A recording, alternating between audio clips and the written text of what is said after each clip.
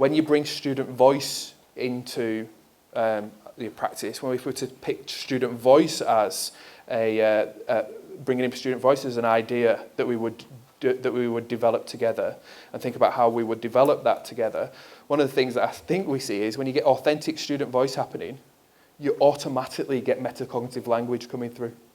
Because you can talk about the learning, you can talk about what's been going on, you can talk about how might that be better. I was going to do this, I was thinking about this later on, but I might not have time for it, so let me tell you now. Yesterday I had to rush off because I had a meeting with the chief scientist and a student. She's now in first year university, but she was a year 12 student last year. And the reason we were meeting, because she did a research project on why there were, how could we improve the number of female students doing physics and maths at senior secondary level. That was her research project, so we were interested in her insights. She told us about how she'd been to a school, not a public school, luckily, how she'd been to a school and they separated the girls and the boys to do maths at year 8, 9 and 10, which seemed to be, it's not necessarily an unreasonable strategy. But when they got to 10, when they got to year 10, they had streamed classes, and so they had names for the classes, but they were essentially, 1, 2, 3, 4 for the boys, and they had stream classes for the girls, 2, 3, 4. There was no 1. They just didn't do it. She talked about how, she remembered teachers saying to her in year 9, we're doing this thing about shape, and you've got to manipulate this shape in your mind, and girls can't do this. Now, that shock, that was, whoa. But what she said was that by doing a research project on why girls are not taking up maths and science, what she saw was that the evidence was saying that they can do it, and they should be able to do it. And what she said was that changed the way she thought about herself.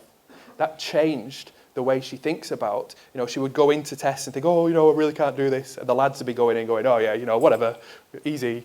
And she could see it in her friends, in her female friends, that this kind of fragility. And because she'd seen it and done a research project on it and had thought about it, she had this kind of metacognitive layer where she said, I'm not doing that. I'm just not doing it. I'm not being like that. I recognise it in myself and I'm not doing it anymore. And she said it completely changed it. The degree that she's doing is in mathematical sciences. So so despite all of that, now with her metacognition, she feels like she can be more successful. The last little bit to share with you is she said at the end of the conversation, conversations like this are really good because when I talk about it, it reminds me to think about myself in this way. It reminds me that I can do this and I'm good at this and I can. She actually used the language that Guy used, I can back myself. And so that idea of that metacognition, that self-regulation, that being aware of your learning, coming through the student voice, that wasn't strategic. In the research project, that student voice for her had come through. She found a voice for herself, even if it was a voice in her own head. She'd found this voice to talk about and think about her learning, and it made such a profound difference to her. Okay, so if you think about what the plus is, or what it might be, what we see very strongly from some of the research is, and we've already talked about it, getting that student-student collaboration going to bring out the student voice, getting that metacognition and self-regulation going, that might be one of our pluses. Focusing on that strategic competence and reasoning, getting our kids to be reasoners. We've talked about this before, asking those questions about what's not the right answer.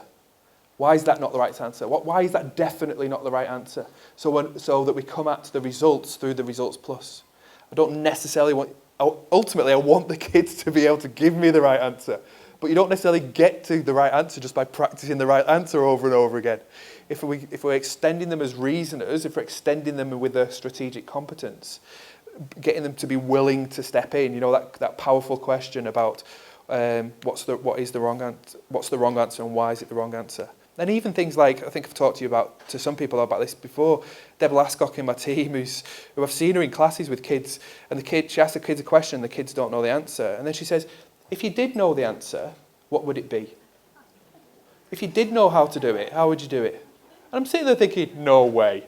And yet it's incredibly powerful, the number of kids who when given the permission to say, well, actually, I don't know the answer. But if I was going to have a go, this is what I'd say.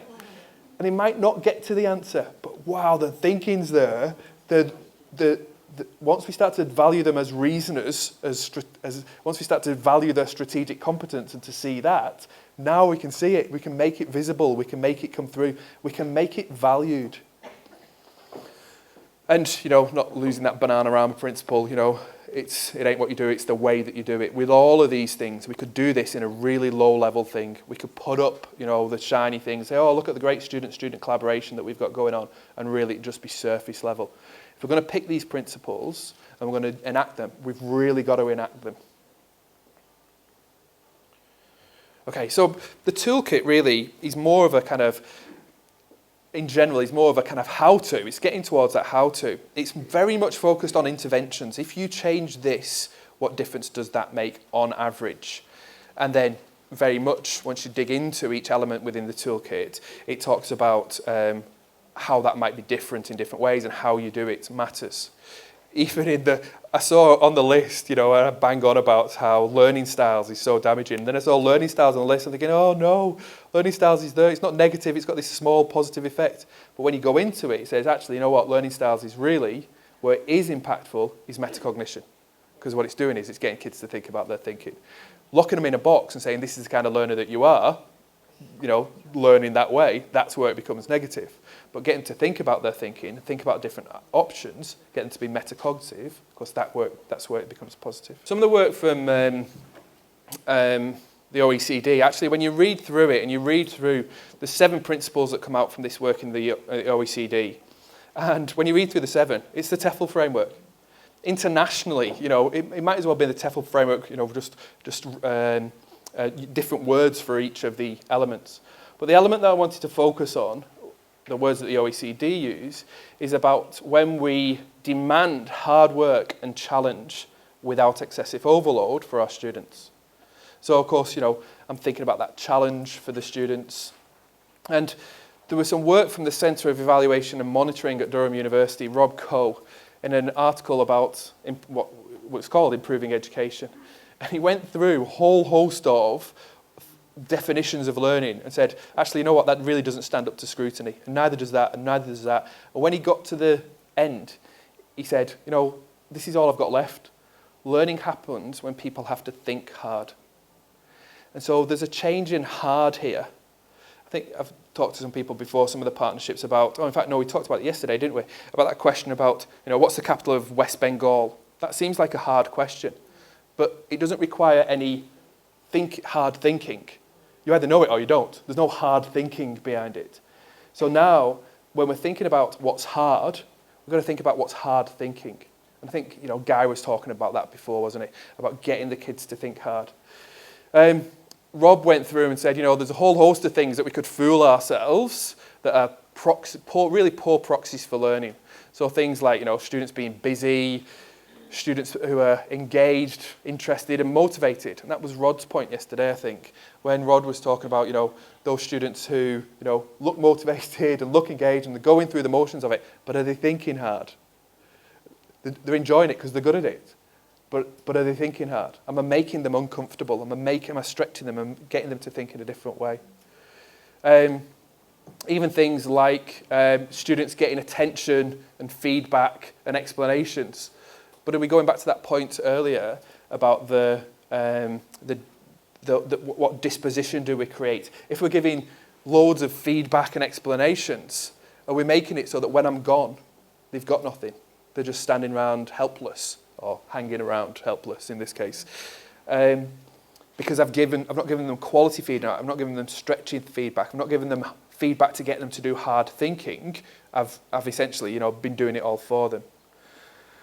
And Sue made a point yesterday in the panel about, the kind of behavioural engagement or the engagement with schooling versus the engagement with learning. So if the student voice that we're hearing is about schooling and not about learning, getting that shift to talk about learning, because the metacognition is not going to come through conversations about schooling. It's going to come through conversations about learning, conversations about thinking hard. The other thing I wanted to share with you that's from Rob's paper was top tips on how to make it look as if your improvement project is working. So his first point was wait for a bad year. So don't start until you have a really bad year. because then you can build on that. You can do anything. Take on any initiative and then assess it by asking the people who are involved whether they feel like it worked or not.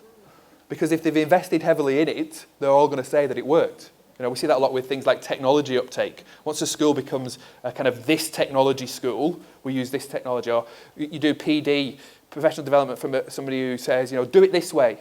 And you become that, the Martin Westwell school. Oh, yes, we do it the Martin Westwell way. And so you invest heavily in that because it becomes your identity. And then when it doesn't work, people will still say that it does work. We see that a lot of that. Some other points about defining improvement in terms of the ratings of teachers and not using any other evidence. The ratings of teachers can be really important, but what about the ratings of the kids? What about some of that other data that we might collect? And then another one is only study schools or teachers that recognise that they're a problem. So instead of it being across the partnership, what we do is we just cherry pick a few people out who've gone, oh, let's do something about this. And then they all do it, and nothing actually changes across the partnership because we've not really managed the change across the partnership. And then the last one I want to share with you was this one. Put some effort into marketing and presentation of the school, because once you start to recruit better students, things will improve. So let's not do this, right? Let's be more strategic. Let's think about these are all sets of actions. These are all sets of actions. Let's not do this. Let's do that kind of enacted principle of getting the plus out there in terms of that thinking hard.